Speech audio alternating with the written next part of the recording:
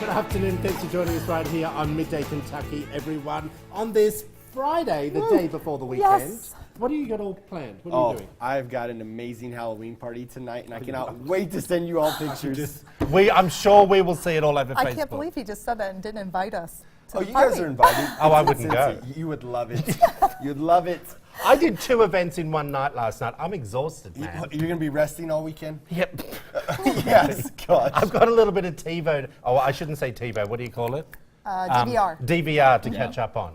Yeah. Old Yeah, old school. And I just want to lay in bed, I'm telling you. I'm at the gym every day. It's killing me, people. So what about you, dear? I am going to be carving pumpkins, getting ready for Halloween. I got to decorate the yard. Do you actually keep everything out of the inside of the pumpkin and attempt to make something? Like No, seeds and no, stuff? I You don't. don't. You just Toss. literally throw it all out. I mean, I would like to do a pumpkin pie with it, but I'm a little, Keyword would. yeah. Well, she's flat out trying to make lasagna.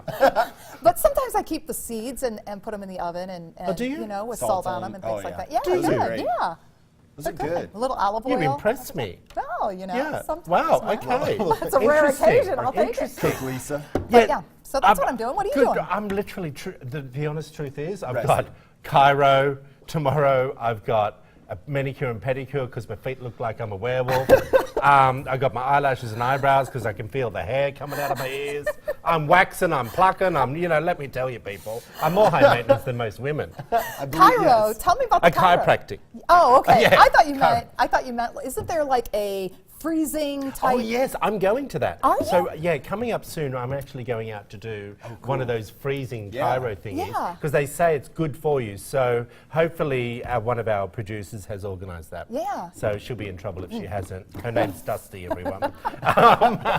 Okay, look, there's been a lot of conversation. I want to bring this up to begin with at the top of Okay. the show. Okay, comedian and daytime talk show host Ellen DeGeneres is receiving some backlash in the wake of the recent Harvey Weinstein scandal, of which DeGeneres was an outspoken critic, dedicating part of her show to sharing her thoughts on the Me Too movement. Now, many fans were quick to mention the idea that this tweet, if we can put that up with Katy Perry, there it is, wouldn't fly had a man posted it. Many began responding with the tweet with the hashtag double standard. Others went as far as to compared her to Weinstein and called her a pig. I just want to bring that picture back up again with Portia, Ellen, and Katy Perry, and the hash, and it says, it's time to bring out the big balloons. Now, I get where the joke was, okay?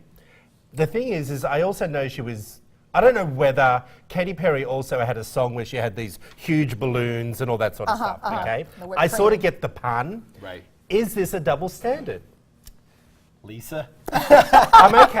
I'm Nice open talk, on that. Dude. Honestly, I think that it's one of those things where society right now is so, we'll scrutinize Sensitive. anything, so sensitive. Yeah. It's like, this is Ellen, okay? Ellen can do this. She's amazing. People would say it's a double standard, but she's a comedian, number one. That's her background. She's funny.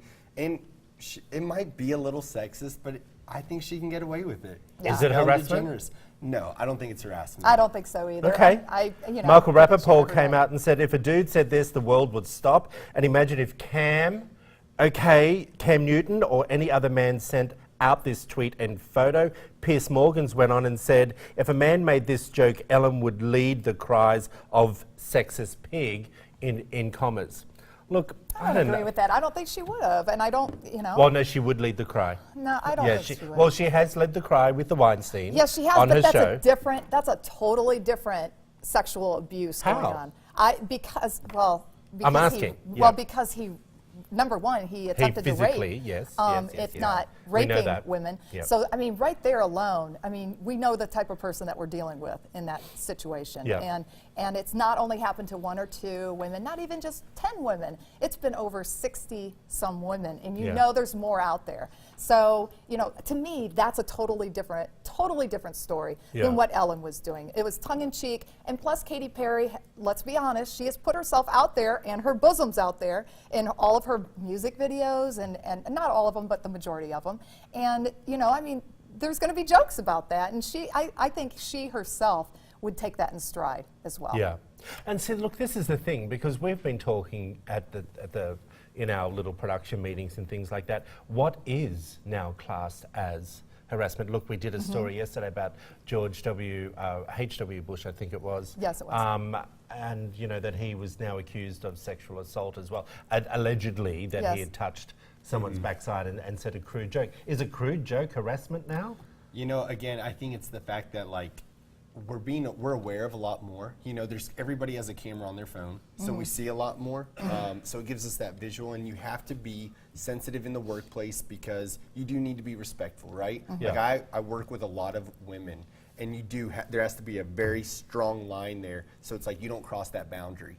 But again, we're talking about celebrities. We're talking about, like, you know, she's on Twitter making a joke with her friend Katie. It's not like this is like just some random person that she's like, hey, it's a friend. Okay. Well, and women have a voice, and we need to use it. If somebody is crossing the line with us, you need to say it. You need to tell them that. Instead of putting up with it, tolerating it, and then going to the media and saying, oh, this happened to me, you know, HW did this to me. I'm sorry, he's in a wheelchair, and he's an elderly man. And I just don't think that what he did, you know, number one, is allegedly. Yes, that he allegedly did this, and he apologized for the joke that he may have offended. Yes, that may have offended her. I'm just being Whoopi Goldberg here, everyone, and just sliding in just in case we get in trouble. But sexual harassment is a real issue for a lot of women. But I think we have to get back to what this story is really pointing out is the double standard. Yes. And it's that men can also be harassed, and they wouldn't get away with probably a statement like this. Yes, I agree. I think that's the and point. there's a double standard in the women that are doing it as well, you know. I agree. With I really don't what think happened that with is HW. much of a big deal. It's being blown up. Hey, everyone, I thought this was really interesting. A 45-year-old woman gave birth on October 15th after reporting to the hospital for what she thought was a kidney stone pain. Now, Beth Clay of Marina Del Rey, California, and her husband, Scott, she said she had no idea that she was pregnant in the past 9 months, everyone. Beth says she kept up an active lifestyle and was on a strict diet that helped her lose 15 pounds. Okay, look, I might not go down that road, but I do know a woman or two. And let me tell you, I'm saying that I'm sure you would know if you were pregnant. I would think so too. Am I wrong? I mean, she's 45. That's a pretty big baby, Yeah. right? She hasn't gone through the change. Right. So would she maybe have, I mean, wouldn't she still get her, I'm trying. her Periods, her, thank you. Her periods. And all Periods. that. I was just, it's on the tip of my tongue. I think we're allowed to Would say she this. not? I was just thinking about it. Would she not have known after? I know. If you, after 5 months, had realized, geez, I haven't had my period for 5 months, I need to get checked out. There could be something wrong. Here's what I'm thinking. I'm being devil's advocate on this. But she might have thought that she was in the process of going through the change because But the wouldn't you periods go start and have to that dissipate. seen too? Dissipate. To have checks? Yeah, I mean, that's the thing. I mean, maybe she had her checkup right before she got pregnant. I mean, it's 9 months. So, you know, she could have had her checkup before that, and then everything was all clear, and never thought in a million years she would get pregnant. So, you know, the weight gain part and the movement of the baby in your stomach. I mean, that's the part I don't understand how you can know. Unless she was eating, you know, Mexican food every night, and it's just like, well, I guess this is, you know. Right. But other than that, I can't believe she didn't realize there was another little baby in her. Yeah. Yeah. I don't know. Crazy. Tell us what you think. Head over to Midday Kentucky's Facebook page and tell us whether you think just like us. Look, this is a dreadful segue, everyone. I'm not quite sure why this is sitting in my rundown. Corpse trading? Yes. Like, we've just gone from babies to... Hello. I know. Trust you to throw a spanner Well, you in know, the it's works. coming up to Halloween, and this Friday. caught my eye and my reading, and then I got into it, and this is so weird. Many Americans donate their body to medicine each year, but what actually happens to the body, and what are body brokers? And this is something, it's a whole different underground thing that's going on that nobody knows about. So first of all, a lot of people donate their bodies to science after they themselves or their loved ones pass away. But donating their body to science, yes. not donor or Organ donors. organ donor. Thank you. no, it's not. It's totally different Right. story. The organ donors, Yep. you know, is a totally different. Okay. That's monitored by the government and regulated. Well, and the whole now, bit. yep, okay. So if you donate your body to science, there is no government regulation over what happens to these corpses once they are out of the hands of the loved ones And what's and the the funeral. premise of the story? The- Has a body gone missing? The premise is that these bodies are not being regulated. That's my Oh, point. I So got you. there's no government agency looking over what's happening to these Okay. corpses once they go out of the hands of the family and the funeral homes. Well, you What said a happens? broker, so are they like pushing There is a Can I group, get a money for business- grandma? Is Yes, that what you you're telling can. me? Oh, Yes. I was joking. And you know how much you can get? You can get about $3,000 to $5,000, possibly even up to $10,000 Man, for okay. a corpse. Yeah, I'll be worth a And- bit Right. dead. And get this, anybody can buy the corpses. It doesn't have to go to medical don't have to have science a research. license You or- don't need to. Oh, so you, it could be a weirdo. You can. There are. know what I mean? Oh, And they yeah. call these brokers. They're called body brokers, and it's a business. And there's 34 different body broker agencies across the United States. Oh my Lord. And it has been, that was the part of it that I was like, it's not being regulated. So is by this the a business government, that you so- can now regulate? This no. could be a business idea, Well, people. they're pushing for it because Your of the. Etsy account? No, this is a serious topic. sorry, it's Friday, Lisa. Yeah, Yes, lighten it up, my friend. about It's like these you brought me down. Tell us what you think over on our Midday Kentucky Facebook page.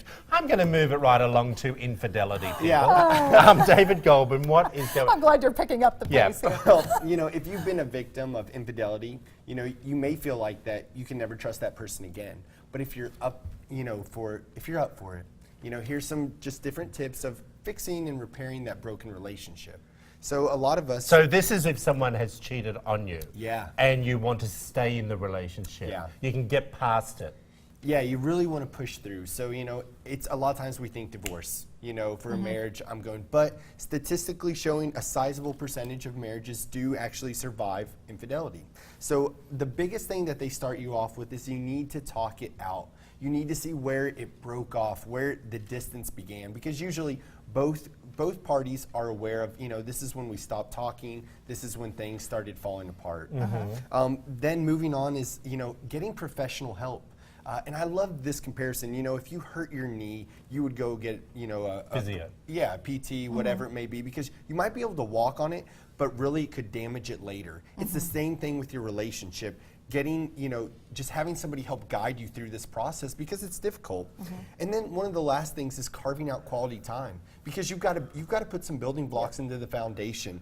Trying to do things that were fun, remembering what you enjoyed doing in the beginning. What did you enjoy? Like, if it's going to like a rock Sex concert. doesn't last forever in a No, relationship. it doesn't. It doesn't, yeah. You've got to, they said like doing things that are team building, if you're going to do something that's like, for us, I love rock climbing, you guys know that, but it's also team building. It's like, come on, you're doing a great job, you build each other up.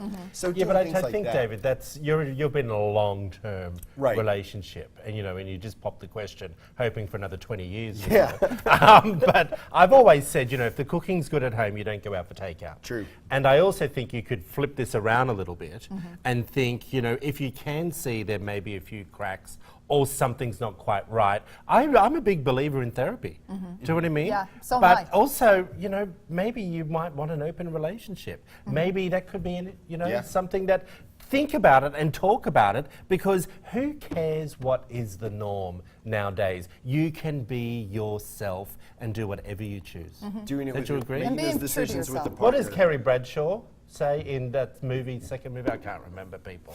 Doesn't really matter. Google it. It was a good line.